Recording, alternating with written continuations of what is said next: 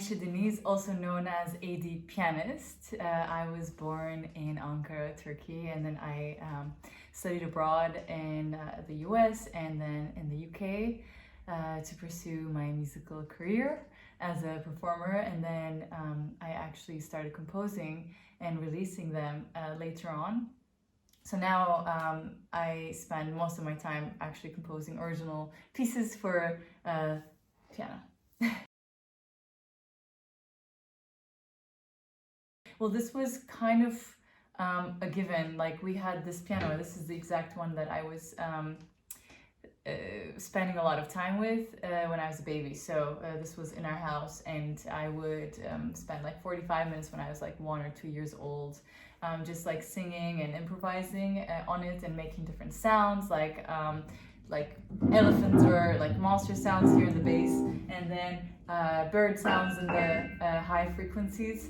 And so that kind of was my toy for a while, and then I really wanted some piano lessons, and once I started those, I started progressing very fast, and so by the time I was 9, I was performing with symphony orchestras.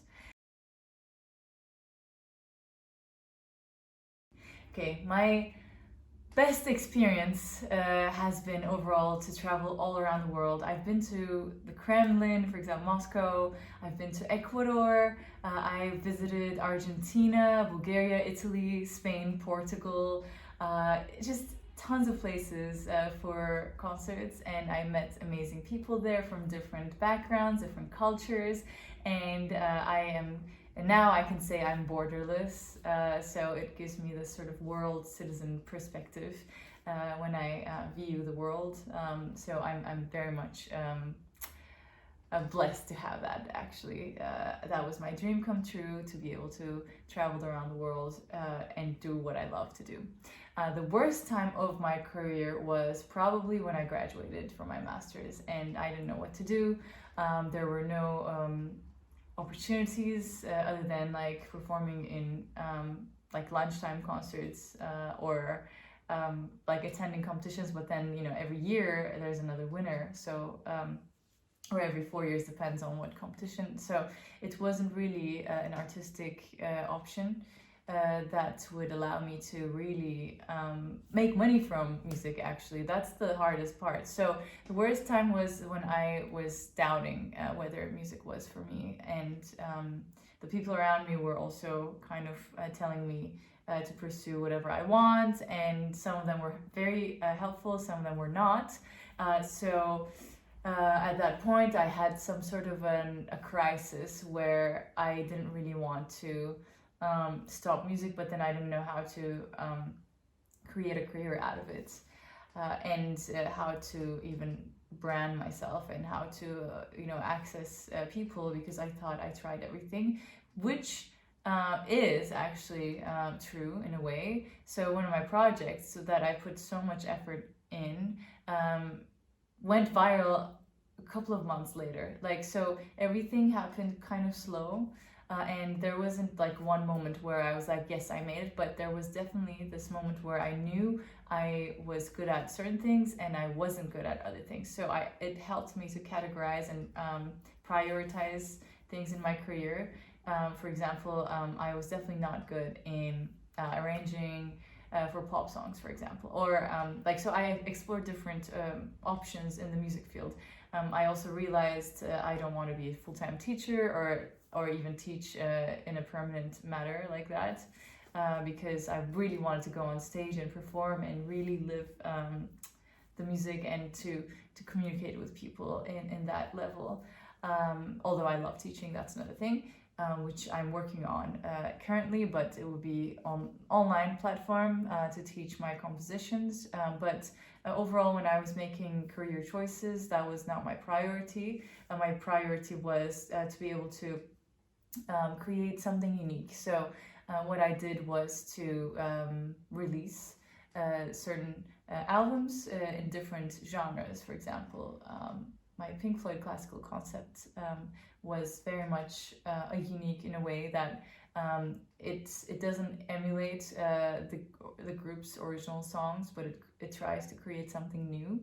And as I am borderless, the music is also genreless. I don't know if that exists, that word, but for me, that's what it is. Everybody asks like what kind of music, and I don't know exactly how to categorize that music and how to label it. But what I did was to create arrangements, like piano transcriptions of Pink Floyd's songs in the style of Franz Liszt, who lived like more than 200 years ago.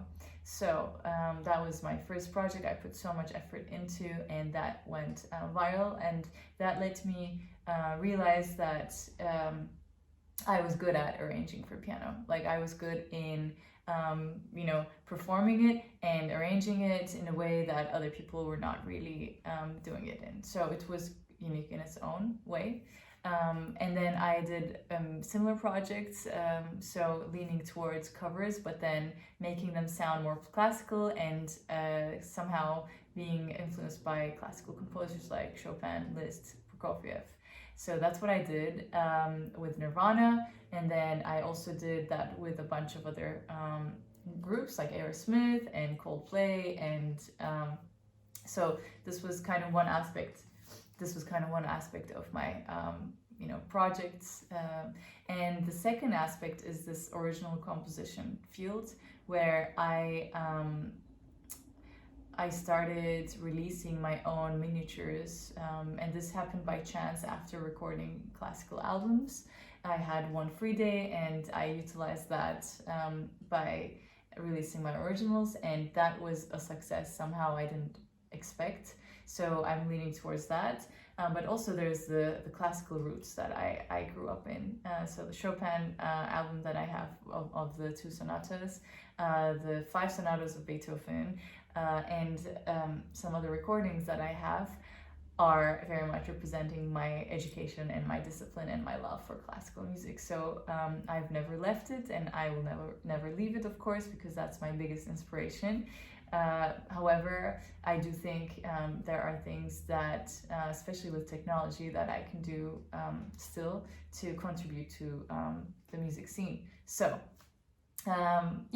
so the worst time was when I was without a plan and without any lights in the tunnel to guide me, and it was kind of a crisis moment, but then everything kind of went okay. So now I am developing my career in those areas. Mainly though, I would like to expand my production and original compositions. Yeah.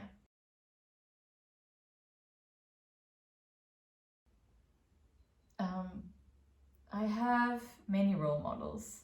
So most of them are on stage. Like I learn from comedians, I learn from pop stars, I learn from Hollywood actors. I mainly have let's say I have a problem, okay? For example, it could be stage fright, and then I look at other people. How do they manage it? How do they turn performance into positive energy and experience? And so I learn from these people, or from comedians, for example. I learn about how to communicate with the audience members, and so there's a lot of role models, yes. And I also, for example, can learn from pop stars. Like I've been to Lady Gaga's concert when she was super big, and I learned how I observed how she manages this crowd and how she manages all the messages. And for example, now I'm analyzing Billie Eilish because I think it's very interesting what she focuses on. So it's it's been an interesting aspect. I do see half of me as an academic person, quite nerdy. So I love analyzing and observing other people. However, of course, there's the artistic side of me that kind of, gets along with and sometimes fights with that academic person. As an artist, as an artist, I love the fact that I can meet so many people, and I have, fans from all around the world, and I have access to different cultures, different conversations with them. So my one of the best parts of my life is to have that community that I'm building right now. So and I'm very proud of my community because they're very cultured, they're very educated, and they're very curious and open-minded, and they're from different backgrounds. However, they're very human, so it's not like other people's fans where it could be quite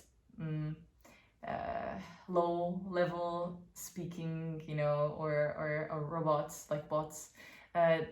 My fans are real and they're great, so I am really proud to be able to manage a community like this.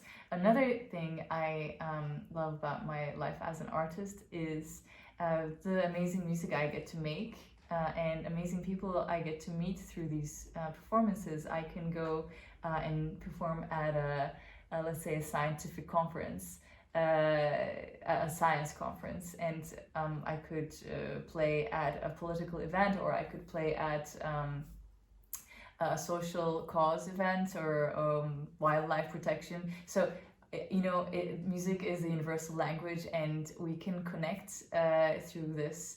And yeah, that's why I love having conversations with people who are experts in their fields.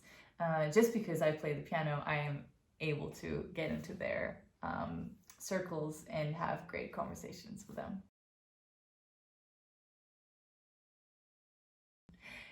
If you're starting out as a musician, I would first ask, even if you were not to get any money out of this, would you still do it? And even if you knew you would fail, would you still do it? So those are two questions. And then if you are saying yes to these, then I would definitely pursue music as a career. However, it does take time and lots of research and lots of, you know, discipline, everyday consistent practice, and then also you know, use of technology nowadays is very important. So I would surround myself with people who are very good. I would, you know, contact them and ask for input all the time. About what your level is, if you're progressing, what you should do. And I would definitely not be shy about creating something new. I was very shy as a kid to share my own music because I thought, you know, and I, you know, this is true, I can never beat Beethoven or Mozart or anything like that, but I know that I can still contribute to my own voice to the community, and you should do the same and see where it takes you. Good luck, and I'm really happy for this interview. You can follow me on adpianist.com and, you know, join my community on Facebook as well.